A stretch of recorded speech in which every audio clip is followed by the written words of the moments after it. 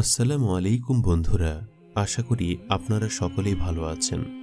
বন্ধুরা, আজ আমি আপনাদেরকে বলবো একজন আল্লাহওয়ালা ব্যক্তি ও একটা জাদুকরের ঘটনা। তাই অবশ্য পুরো ভিডিওটি জানতে হলে শেষ পর্যন্ত দেখার অনুরোধ রইল। বহুকাল আগে এক গ্রামে একজন আল্লাহওয়ালা ব্যক্তি বাস করত এবং সে সর্বদাই ওই গ্রামের লোকদের নিয়ে আল্লাহর কিতাব পাঠ করত, তসবিহ তাহলিল করত। তিনি সর্বদাই মানুষকে আল্লাহর পথে চলার জন্য আহ্বান জানাত। তিনি সবসময় সেই গ্রামের লোকদেরকে বলতো যে তারা যেন আল্লাহর পথে থাকে, আল্লাহর সাথে কারো শিরক না করে। ওই গ্রামের পাশে একটি শহর ছিল, যে শহরের মধ্যে নর্তকীরা বাস করত এবং সেই শহরের মধ্যে আল্লাহর নাম নেওয়ার মতো প্রায় কেউই ছিল না। সেখানে পুরুষদের আনাগোনা ছিল মহিলাদের কাছে। ওই শহরের মহিলারা খুবই খারাপ কাজে লিপ্ত ছিল। তারা প্রতিনিয়তই জিনা করত এবং পুরুষরাও অর্থের বিনিময়ে ওই মহিলাদের সাথে জিনা করতে যেত। ওই শহরের মধ্যে লানত ছিল। সে শহরের মধ্যে আল্লাহর নাম নেওয়ার মতো প্রায় কেউই ছিল না। এতটা খারাপ কাজ চলত ওই শহরের মধ্যে। ওই শহরের জিনাকারী মহিলারা পুরুষের দৃষ্টি আকর্ষণ করার চেষ্টা করত এবং অর্থের বিনিময়ে পুরুষদের সাথে জিনার কাজে লিপ্ত হতো। এবং ওই শহরের মধ্যে যে কয়েকজন মুসলমান ছিল তাদের তো আল্লাহ কিছুতেই কবুল করত না, কেননা ওই শহরের মধ্যে সবসময় জিনার কাজ চলত। এর জন্য ওই শহরের মুসলমানরা খুবই পেরেশানিতে ছিল। তারা জানত যে ওই শহরের মহিলাদের জন্যই তাদের দোয়া আল্লাহ তাআলা কবুল করছে না। এর জন্য তারা খুবই চিন্তিত ছিল। একদিন ওই শহরের মধ্যেই এক জাদুকর এসে প্রবেশ করে এবং সেই জাদুকর এক জিনাকারী মহিলার সাথে দেখা করে। সে ওই মহিলাকে বলতে থাকে যে তুমি যদি সৌন্দর্য ধরে রাখতে চাও তাহলে আমার কথা মতো চলো, বিনিময়ে তুমি সবই পাবে। এবং জিনাকারী মহিলাও চিন্তা করতে থাকে যে আমার তো যৌবন ধরে রাখতে হবে, নতুবা আমি আমার কাজে কখনোই সফল হতে পারবো না, আমি পুরুষের দৃষ্টি আকর্ষণ করতে পারবো না এবং অর্থের বিনিময়ে তাদের সাথে জেনার কাজেও লিপ্ত হতে পারবো না। তাই সে ওই জাদুকরের কথা মতো চলতে থাকে। ওই জাদুকর প্রতিনিয়তই ওই মহিলার সাথে জিনা করতে থাকে এবং একটা সময় জাদুকর ওই শহরের রাজা হয়ে যায়। তার আশকারাতে ওই শহরের নারীরা আরো বেশি করে খারাপ কাজে লিপ্ত হতে থাকে। আল্লাহর পুরো সকল পাপ কাজ যেন ওই শহরের মধ্যে সংঘটিত হতে থাকে। পুরুষরা প্রতিনিয়ত এই মহিলাদের কাছে আসতে থাকে এবং অর্থের বিনিময়ে জিনার কাজে লিপ্ত করতে থাকে। এমনইভাবে ওই শহরটি চলতে থাকে। ওই শহরের পাশে যে আল্লাহওয়ালা ব্যক্তি থাকত, তার পক্ষ থেকে এক দরবেশ একদিন এই শহরের মধ্যে প্রবেশ করে এবং সে শহরের মধ্যে প্রবেশ করে বুঝতে পারে যে এই শহরের মধ্যে আল্লাহর কোনো রহমত নেই, এখানে আল্লাহর কোনো নেয়ামতই নেই, এখানে সর্বদাই হারাম কাজ চলতে থাকে।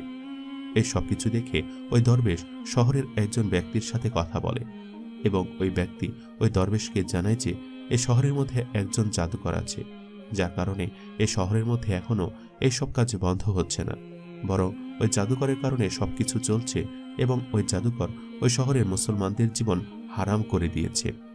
তখন ওই দরবেশ ব্যক্তিটি ঠিক করে যে ওখানে গিয়ে একজন জিনাকারী মহিলার সাথে কথা বলবে এবং তাকে বুঝিয়ে বলবে যে এসব কাজ থেকে যেন তারা ফিরে আসে। এবং সেই কথা মতো দরবেশ ও শহরের একজন জিনাকারী মহিলার কাছে যায়। দরবেশ জিনাকারী মহিলাকে যে বলতে থাকে তোমরা যে কাজগুলো করছো সেগুলো সম্পূর্ণ হারাম, আল্লাহর দৃষ্টিতে এটা অনেক বড় গুনাহের কাজ, তাই তোমরা এই কাজ থেকে ফিরে আসো। জিনাকারী মহিলা দরবেশের মুখে এমন কথা শুনে খুব রেগে যায়।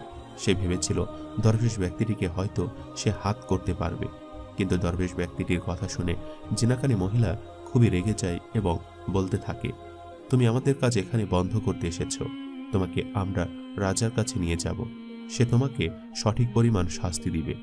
তখন জিনাকারী মহিলা জাদুকরের কাছে যায় এবং গিয়ে সমস্ত কথা বলতে থাকে।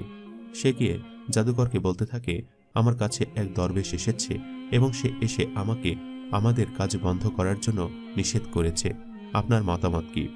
তখন ওই জাদুকর ব্যক্তিটি বলতে থাকে ওই দরবেশের ব্যবস্থা আমি করছি। এরপর ওই জাদুকর রাজা দরবেশের সাথে কথা বলে এবং বলে যে তুমি এখানে কেন এসেছো, কোন উদ্দেশ্যে এসেছো, কে তোমাকে পাঠিয়েছে? তখন দরবেশ ব্যক্তিটি বলতে থাকে তুমি যাই করছো এটা একদম ঠিক করছো না, আল্লাহর নাফরমানি কাজ তুমি করে চলেছ। তখন জাদুকর ব্যক্তিটি বলে তোমাকে এর জন্য কঠিন শাস্তি দেওয়া হবে, তোমাকে এখনই বন্দী করা হবে। তখন জাদুকর ব্যক্তিটি মনে মনে তার আল্লাহকে স্মরণ করে এবং বলতে থাকে হে আল্লাহ, তুমি যেভাবেই হোক আল্লাহ ওয়ালা বুজুর্গ ব্যক্তিকে এই শহরে পাঠাও। এবং ঠিক তাই হলো।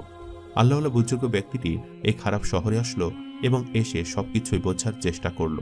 সে বুঝতে পারল যে এই শহরের মধ্যে আল্লাহর নাফরমানি কাজ চলছে এবং এখানে যে করেই হোক এগুলো বন্ধ করতে হবে। আল্লাহওয়ালা ব্যক্তিটির কথা ওই শহরের জিনাকারী মহিলাদের কানে পৌঁছে গেল। তারা বলল যে এই শহরের মধ্যে একজন সুদর্শন পুরুষ প্রবেশ করেছে, আমাদের উচিত তাকে আমাদের বশে আনা। তখন জিনাকারী মহিলাদের মধ্যে একজন মহিলা ওই আল্লাহওয়ালা ব্যক্তির কাছে গেল। সে গিয়ে দেখল যে আল্লাহওয়ালা ব্যক্তিটি আল্লাহর ইবাদত করছে। সে আল্লাহওয়ালা ব্যক্তিটির ওপর দৃষ্টি আকর্ষণ করার চেষ্টা করল, নানা রকম অঙ্গভঙ্গি করল, কিন্তু কিছুতেই আল্লাহওয়ালা ব্যক্তিটি কোনোভাবেই সে মহিলার দিকে তাকালো না এবং মহিলাটি তাকে পরাস্ত করতে পারল না। মহিলাটি আল্লাহওয়ালা ব্যক্তিটিকে বলতে থাকে, আমার দিকে তাকানোর জন্য হাজারো পুরুষ ব্যস্ত, কিন্তু আপনি আমার দিকে ফিরেও তাকালেন না। আমি আপনাকে আমার সাথে জিনারে আহ্বান জানাচ্ছি। তখন আল্লাহওয়ালা ব্যক্তিটি বলতে থাকে, আল্লাহকে ভয় করো হে নারী, আল্লাহকে ভয় করো। এই বলার সাথে সাথে ওই নারীকে মাটির সাথে পুঁতে গেল। ওই জিনাকারী মহিলার সাথে তার একজন সঙ্গী জিনাকারী মহিলা ছিল। সে লুকিয়ে লুকিয়ে সবকিছু দেখতে পেরেছিল এবং বেশ ভয় পেয়ে গিয়ে পুনরায় জাদুকরের কাছে ফিরে আসলো এবং বলতে থাকলো যে আমাদের শহরে একজন বড় জাদুকর প্রবেশ করেছে। সে আমাদের কাজ বন্ধ করতে এসেছে এবং আমার এক সঙ্গীকে সে মাটিতে পুঁতে ফেলেছে। আপনি যে করেই হোক ওই ব্যক্তিটির কোনো একটা ব্যবস্থা করুন। তখন ওই জাদুকর বলল, তোমরা দুজনে তার কাছে গিয়েছ, যার কারণে তোমরা তার সাথে পেরে ওঠোনি। এবার তোমরা সবাই মিলে তার কাছে যাও, দেখবে এবার তোমরা সবাই মিলে তার দৃষ্টি আকর্ষণ করতে পারবে এবং তাকে পথভ্রষ্ট করতে পারবে। এবং ঠিক তেমনটাই হলো। তারা সকলে মিলে এবার ওই আল্লাহওয়ালা ব্যক্তিটির কাছে গেল, কিন্তু ভুলে উল্টো ঘটনা ঘটে গেল। তারা প্রত্যেকে আল্লাহর উপর ঈমান আনলো এবং আল্লাহর ইবাদত করা শুরু করলো। এদিকে এই ঘটনা শুনে তো জাদুকরের মাথা সম্পূর্ণ গরম হয়ে যায়। এতক্ষণে এসব কথা শুনে জাদুকর ব্যক্তি বেশ পেরেশানিতে পড়ে গেল। তখন সে তার এক উজিরকে বলল যে ওই আল্লাহওয়ালা ব্যক্তির কাছে যেতে এবং তাকে গ্রেফতার করে নিয়ে আসতে। তখন উজির বেশ কিছু সৈন্য নিয়ে আল্লাহওয়ালা ব্যক্তির কাছে গেল, কিন্তু তারা কিছুতেই আল্লাহওয়ালা ব্যক্তিটিকে গ্রেফতার করতে পারল না। তখন উজির পুনরায় ফিরে আসলো এবং তার মালিককে বলতে লাগলো, আমরা কিছুতেই ওই আল্লাহওয়ালা ব্যক্তিটিকে গ্রেফতার করতে পারিনি, আর এর কারণ হলো সে একজন মুসলমান। তার মনে আল্লাহর ভয় আছে, আর যে আল্লাহকে বিশ্বাস করে, ভয় করে, তাকে কিছুতেই কোনোভাবে পরাস্ত করা সম্ভব না। তখন জাদুকর তার উজিরের সাথে পরামর্শ করল এবং বলল যে তাহলে আমরা এই ব্যক্তির ব্যাপারে কি করতে পারি। তখন উজির বলল যে যেহেতু সে একজন মুসলিম, তাই আমাদের তার ঈমান শেষ করতে হবে। যদি আমরা তার ঈমান ধ্বংস করতে পারি তাহলে আমরা তাকে পথভ্রষ্ট করতে পারব। তখন জাদুকর বলতে থাকে, তাহলে আমরা এখন কি করব, কিভাবে তার ঈমান শেষ করব? তখন উজির বলল যে আমাদেরকে তার পেটে হারাম খাদ্য প্রবেশ করাতে হবে, তাহলে আমরা তার ঈমান ভাঙতে সফল হব। তখন জাদুকর রাজা বলল যে আমরা অবশ্যই তার ঈমান ভাঙতে সফল হব, তাহলে এখন কি করার? তখন উজির বলল যে আমরা যদি তাকে আহ্বান করে শূকরের মাংস খাওয়াই তাহলে খুব সহজেই তার পেটে হারাম খাদ্য চলে যাবে এবং তার ঈমানও একেবারে ধ্বংস হয়ে যাবে। তখন জাদুকর বুদ্ধি করে তার উজিরকে সেই আল্লাহওয়ালা ব্যক্তির কাছে পাঠালো এবং তাকে জাদুকরের দরবারে এনে হাজির করল। আল্লাহওয়ালা ব্যক্তিটি তো আগে থেকে সবকিছু জানত, আর এদিকে জাদুকর ব্যক্তিটি বুদ্ধি করে তাকে শূকরের মাংস রান্না করে খেতে দেয়। কিন্তু আল্লাহওয়ালা ব্যক্তিটি সবকিছুই বুঝে যায়। তখন আল্লাহওয়ালা ব্যক্তিটি বলতে থাকে যে তুমি আমাকে বোকা বানানোর চেষ্টা করছো শয়তান জাদুকর। তুমি কি ভেবেছ আমার পেটের মধ্যে হারাম খাদ্য ঢুকিয়ে তুমি আমার ঈমান নষ্ট করবে? তাহলে তুমি একেবারে ভুল ভেবেছ, কারণ আমার আল্লাহ আগে থেকেই আমাকে সবকিছু জানিয়ে দিয়েছে। আমি আল্লাহর উপর তাওয়াক্কুল করি, তাই আমাকে ঠকানোর কোনো প্রশ্নই ওঠে না।